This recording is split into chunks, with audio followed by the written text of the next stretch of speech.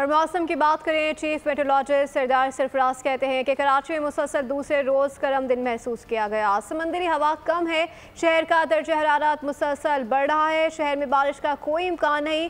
गर्मी की शिद्दत मज़ीद चंद रोज़ और जारी रहेगी। मानसून हवाएं और मानसून का जो फ्लो होता था ना, वो कम हो गया है। सी ब्रीज की फ्रीक्वेंसी और स्पीड कम हो गई है। अब आहिस्ता आहिस्ता बादल तो छटना शुरू हो गए बिल्कुल, और क्लाउडलेस स्काई होने की वजह से और सी ब्रीज की फ्रीक्वेंसी और जिसे कहते हैं स्पीड भी कम होने की वजह से आहिस्ता आहिस्ता टेम्परेचर बढ़ेगा।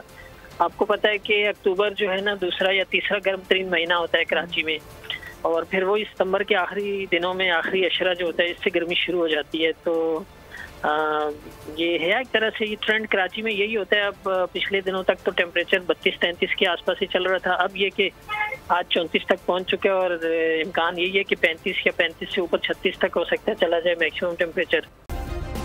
सब्सक्राइब करें और बेल दबाएं ताकि कोई खबर रह न जाए।